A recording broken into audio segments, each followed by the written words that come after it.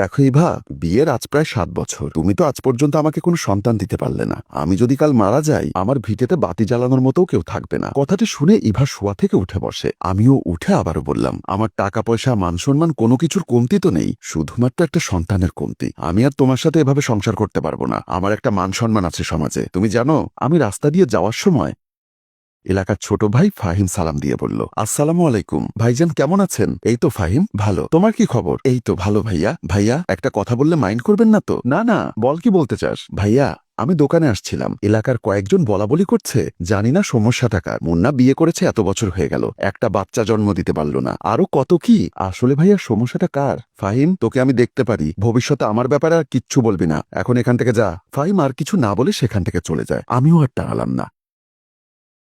এসব আর কত সহ্য করব বলতে পারো ইভা? সবাই বলে এতদিন হলো, কি ব্যাপার, কোনো বাচ্চা নিচ্ছেন না কেন? তাই আমি সিদ্ধান্ত নিয়েছি এবার বিয়ে করব। তোমার ইচ্ছা হলে থাকো, না হলে চলে যেতে পারো। দীর্ঘ একটা নিঃশ্বাস নিয়ে ইভা বলল, আল্লাহ, মুন্না, তুমি আমার সাথে কেমন ভাবে কথা বলছো? সন্তান তো আমি বানাতে পারবো না, বলো। তুমি যদি বিয়ে করতে চাও প্লিজ করো, মানা নেই। তবে একটা কথা বলি, আমি তো আমার রবের কাছে কম মিনতি করিনি। মুন্না, আমি তোমাকে খুব ভালোবাসি। আমি জানি না তোমার থেকে ডিভোর্স নিয়ে বেঁচে থাকতে পারবো কিনা। ইভা দেখো, স্বার্থপর হয়েও না। আজ আমি যদি তোমার ভাই কিংবা পরিবারের লোক হতাম, তুমি কি চাইতে না আমার আর একটা সন্তান হোক, আমি আবার বিয়ে করি? আমি তো অপেক্ষা করেছি 6টা বছর। আমি তোমারও দোষ দিচ্ছি না, তবে কথা হলো যে আমি আর একটা বিয়ে করতে চাই। মুন্না, তুমি বিয়ে করো, আমার কোনো আপত্তি নেই। আমি আর কিছু না বলে খাট থেকে নেমে রুম থেকে বের হয়ে গেলাম। ইভাও ওয়াশরুমের দিকে চলে গেল। আমি রুম থেকে বের হয়ে ড্রয়িং রুমে এসে মা বলে ডাকতে থাকি। মা বের হয়ে আসে। আমি মাকে সোফায় বসিয়ে নিজে বসলাম। মা বলল, কি হয়েছে রে বাবা, এভাবে ডাকছিস কেন? মা, আমি আবারও বিয়ে করতে চাই, তোমরা আমার জন্য মেয়ে দেখো। আর হ্যাঁ, মেয়ে যেন অবশ্যই অবিবাহিত হয়। বৌমার সাথে আমাদের সম্পর্ক ভালো, মেয়েটি বেশ সংসারী। শুধু সংসারী হলে হবে?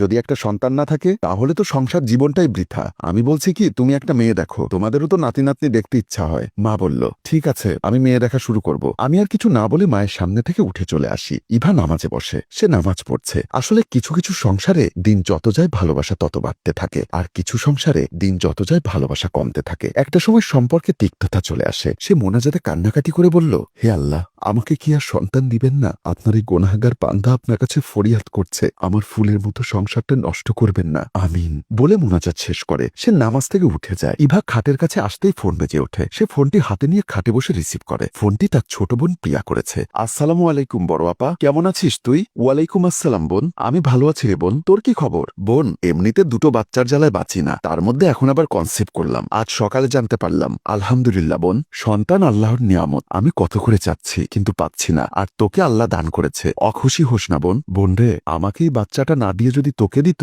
খুব খুশি হতাম, 1 মাস রোজা রাখতাম। এমনিতে দুটো বাচ্চার জ্বালায় আর বাঁচি না। এমন বলে না বোন, নিজের যত্ন নে। সাইফুলকে বল বেশি বেশি টেক কেয়ার করতে। আপারে, মানুষটার সাহায্য ছাড়া আমি পাগল হয়ে যেতাম। আচ্ছা ভালো থাক, পরে কল দিব। প্রিয়া ইভার 4 বছরের ছোট।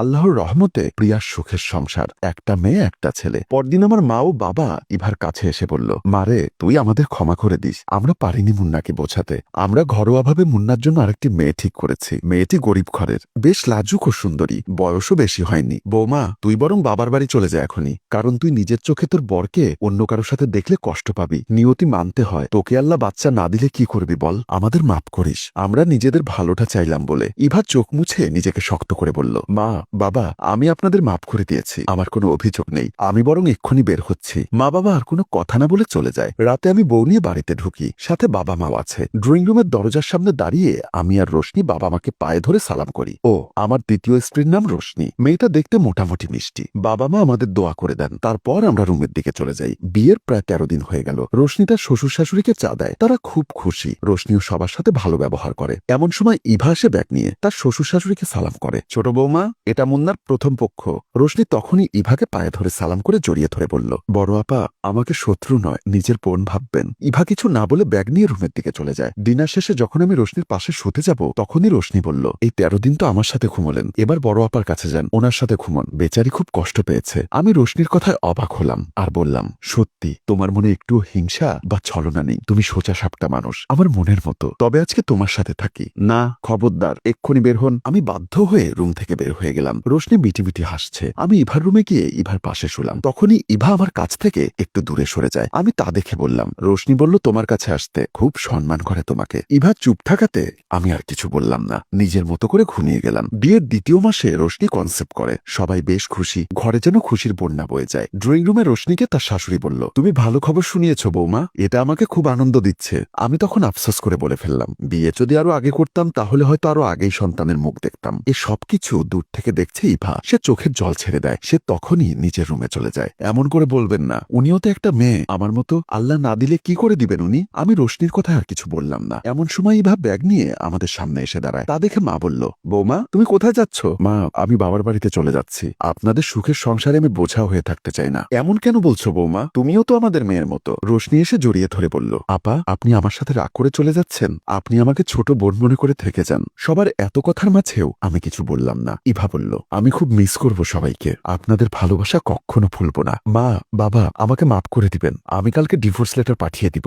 আর মুন্না, জানি তুমি জিজ্ঞাসা করবে না কেন যাচ্ছি কিংবা আমি কেমন আছি, তবে ভালো থেকো। আমার 6 বছরের ভালোবাসা, আমাদের বৈবাহিক জীবনই এখানেই সমাপ্তি ঘটবে বলে ইভা চোখের পানি মুছে সেখান থেকে চলে আসে। সবাই তার চলে যাওয়ার পানে চেয়ে থাকে। সম্মানিত ভিউয়ার্স, আসলে একটা মেয়ের জীবন কি এটা? একটা মেয়ের সংসারকে বাচ্চা দেওয়া পর্যন্ত? আসুন ঘরের বউকে সম্মান আর ভালোবাসা দিয়ে আগলে রাখি, নিঃসন্তানও নারীর মা হয়ে ওঠে, এটাই তার প্রমাণ।